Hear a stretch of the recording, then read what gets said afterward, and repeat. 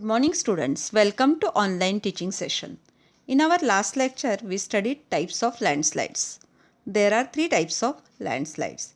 First one slump, second one rock slide and third one rock falls. आपण last लेक्चरला ह्या तिन्ही types बघितलेल्या आहेत विथ डायग्राम.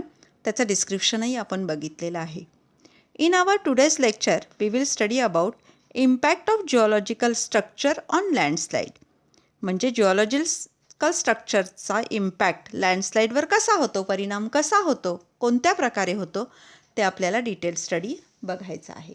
तर त्याच्यामध्ये पहिलं आहे बेडिंग प्लेन. बेडिंग प्लेन म्हणजे काय? जो काही रॉक मास असतो त्याचा वरचा सरफेस जो असतो त्याला बेडिंग प्लेन म्हणतात. साधारण प्लेन म्हणजे काय? वरचा भाग. This is the plane at least cohesion in the layered rock masses. आता cohesion, what is mean by cohesion? Cohesion means sticking together of particles of same substance. म्हणजे एकाच सबस्टन्सचे खूप सारे पार्टिकल्स ज्या वेळेला एकत्र घट्ट कॉम्पॅक्ट फॉर्ममध्ये असतात त्यावेळेला त्याला आपण कोहिजन म्हणतो. मग हा प्लेन जो आहे, बेडिंग प्लेन जो आहे, तो कसा बनलेला आहे? तर एकाच सबस्टन्सचे पार्टिकल्स एकत्र येऊन ज्या वेळेला हा एकसारखा कॉम्पॅक्ट प्लेन बनतो त्यावेळेला आपण त्याला काय म्हणतो? Bedding plane. Bedding plane may be horizontal, incline और वर्टिकल. बेडिंग प्लेन कसं असेल? मे बी हॉरिझॉन्टल असेल, मे बी इन्क्लाइन असेल और मे बी वर्टिकल असेल. Horizontal bed tend to be more stable as compared to the inclined one. आता हे असं का म्हटलेलं आहे? कारण ज्या वेळेला हॉरिझॉन्टल बेड असेल त्यावेळेला इट टेंड्स मोर स्टेबल. तो कसा असणार आहे? जास्त स्टेबल असणार आहे as compare to the incline one. म्हणजे काय? तो जर बेडिंग प्लेन तिरका असेल तर त्याच्यावरून लँडस्लाईड होणार आणि मग आपल्याला त्याच्यापासून हानी पोचणार. पण काय सांगितलेलं आहे? तिथेच जर हॉरिझॉन्टल बेड असेल, जर प्लेन एरिया असेल, हॉरिझॉन्टल असेल तो एरिया, बेडिंग प्लेन जर ते हॉरिझॉन्टल असेल तर तिथे आपल्याला लँडस्लाईड बघायला नाही मिळणार. सो त्यांनी काय म्हटलेलं आहे? Horizontal bed tends to be more stable as compared to the incline one. परत एकदा आपण बेडिंग प्लेनची डिस्क्रिप्शन बघूया. This is the plane at least cohesion in the layered rock masses. Cohesion म्हणजे काय? Sticking together of particles of the same substance. एकाच सबस्टन्सचे particle ज्यावेळेला एकत्र कॉम्पॅक्ट पद्धतीनं एकमेकांना घट्ट चिटकलेले असतात त्यावेळेला त्याला आपण काय म्हणतो? कोहिजन म्हणतो. आणि त्यामुळे ते जे बेडिंग प्लेन तयार होतं त्याला आपण बेडिंग प्लेन म्हणतो. Bedding plane may be horizontal असेल, इन्क्लाइन असेल और व्हर्टिकल असेल. तिन्हीपैकी कोणतंही एक त्याच्यामध्ये असेल. Horizontal beds tends to be more stable as compare to the incline one. Horizontal bed जर असेल किंवा हॉरिझॉन्टल प्लेन जर असेल तर ते मोर स्टेबल असेल as compare to the incline one. म्हणजे इन्क्लाइन जर बेडिंग प्लेन असेल तर त्याच्यामधून आपल्याला लँडस्लाईड घडताना दिसेल किंवा होताना दिसेल. पण तिथंच जर हॉरिझॉन्टल प्लेन असेल तर आपल्याला काय होणार? तिथे लँडस्लाईड आपल्याला दिसणार नाही. सो सेकंड वन बघूया आपण, सिस्टोसिटी अँड फोलिएशन.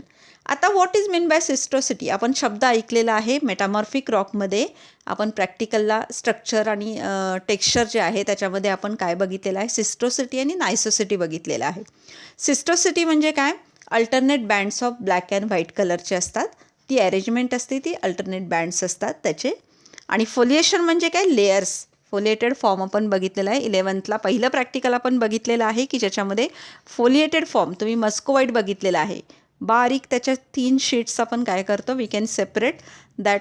म्हणजे थिन शीट्स, आपण पातळ शीट्स, पुस्तकासारखं असं त्याचं काय असतं? एक कवर सारखं मास असतं आणि ते घट्ट मास आपण लेअर बाय लेअर त्याचं सेपरेशन करू शकतो. त्याला फोलिएशन म्हणतो. सो फोलिएटेड फॉर्म आपण स्टडी केलेला आहे.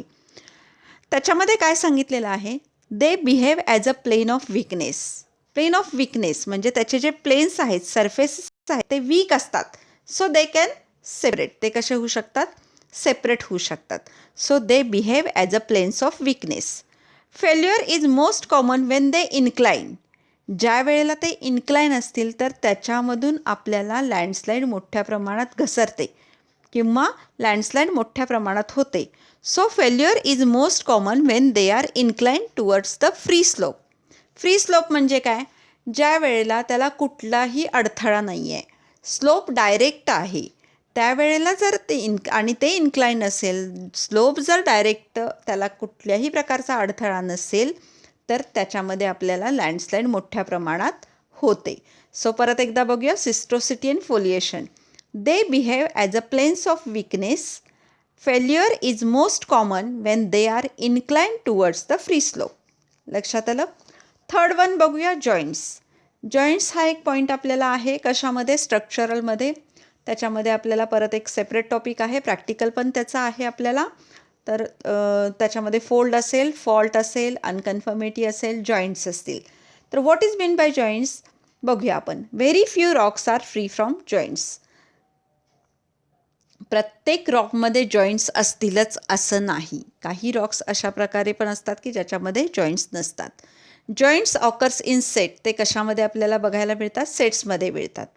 There bye reducing the strength while studying the joints.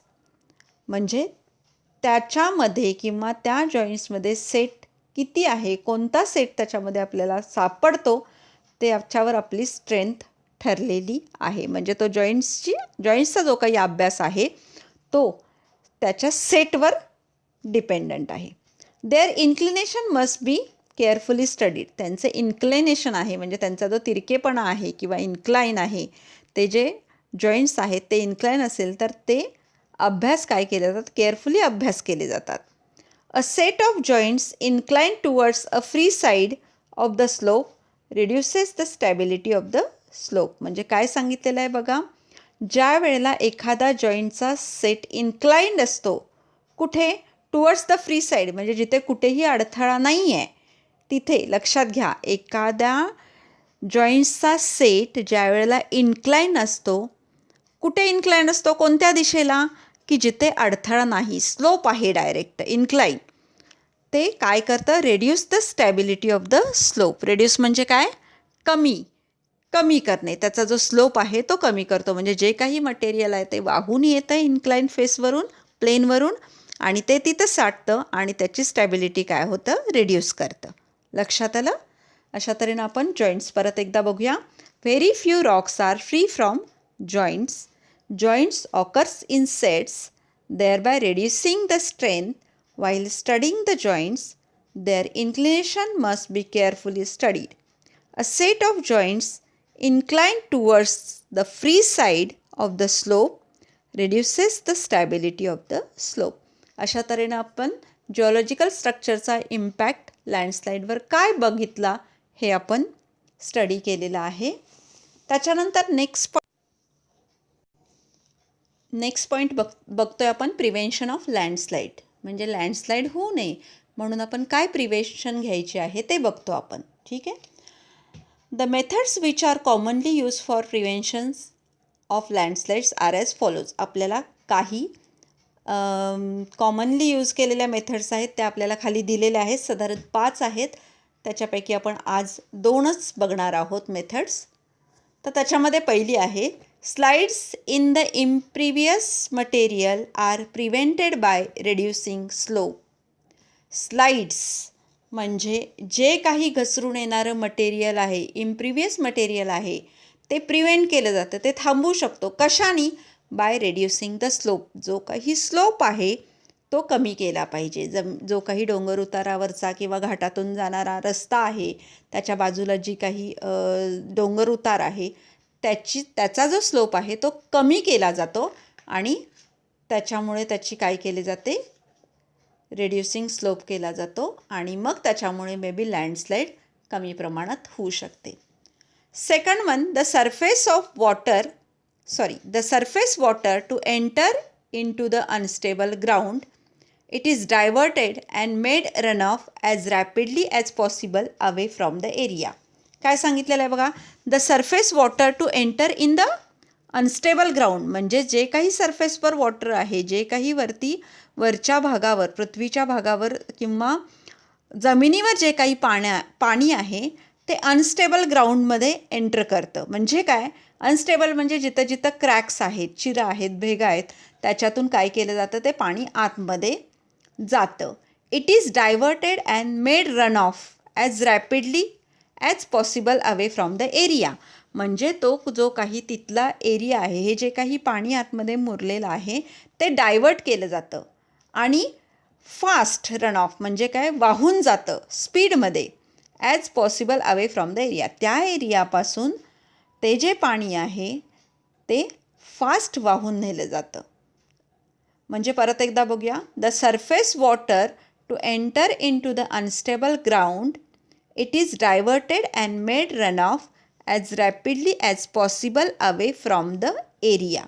म्हणजे जमिनीमध्ये काय होतं, जिथं जिथं चिरा आहेत, भेगा आहेत, त्याच्यामधून काय होतं, ते पाणी आतमध्ये जातं अनस्टेबल ग्राउंडमध्ये आणि ते डायव्हर्ट होतं. कुठे डायव्हर्ट होतं? डायव्हर्ट झाल्यानंतर जो काही स्लोप आहे किंवा जिथून पाणी वेगाने जास्त जाऊ शकेल, ज्या साईडला जसं बाहेर पडेल स्लोपप्रमाणे, त्या एरियामधून ते काय होतं, पाणी बाहेर जाऊ शकतं आणि ते बाहेर गेल्यानंतर आपल्याला तिथं मे बी लँडस्लाईड होऊ शकणार नाही. जर ते पाणी साचून राहिलं तर तिथंच काय होणार आहे, त्याचं ते लूज मटेरियल होणार आणि मे बी लँडस्लाईड होऊ शकतं. म्हणजे पाणी जे काही मुरलेलं आहे ते जितक्या फोर्सनी किंवा रॅपिडली जाईल फास्ट तिथल्या एरियातून बाजूला, तेवढं आपल्याला काय होईल, प्रिव्हेन्शन ऑफ लँडस्लाईड होऊ शकते. अशा तऱ्हेनं आपण आज 2 लँडस्लाईड बघितलेल्या मेथड्स बघितलेल्या आहेत प्रिव्हेन्शनच्या. आपण ज्या 3, 4 आणि 5 ह्या ज्या आहेत त्या आपण नेक्स्ट लेक्चरला बघतोय. आज आपण काय बघितलेलं आहे, impact of geological structure on landslide बघितलेलं आहे. म्हणजे जिओलॉजिकल स्ट्रक्चरचा इम्पॅक्ट काय होतो लँडस्लाईडवर ते बघितलेलं आहे. त्याच्यामध्ये आपण 3 टाईप्स बघितलेले आहेत. बेडिंग प्लेन कसं असेल, त्याच्यामुळे कसं होऊ शकेल इम्पॅक्ट त्याचा. त्याच्यानंतर सिस्टोसिटी आणि फोलिएशन बघितलेलं आहे, त्याच्यावरही परिणाम त्याचा काय होतो हे बघितलेलं आहे. त्याच्यानंतर जॉईंट्सवर काय परिणाम होतो हे बघितलेलं आहे. हे 3 बघितलेले आहेत इम्पॅक्ट. आणि त्याच्यानंतर आपण बघितलेलं आहे प्रिव्हेन्शन ऑफ लँडस्लाईड बघितलेलं आहे. त्याच्यामध्ये आपण 2 मेथड्स बघितलेल्या आहेत. अशा तऱ्हेनं आपण 2 मेथड बघितलेल्या आहेत. नेक्स्ट टाईम आपण बाकीच्या बघू. थँक्यू.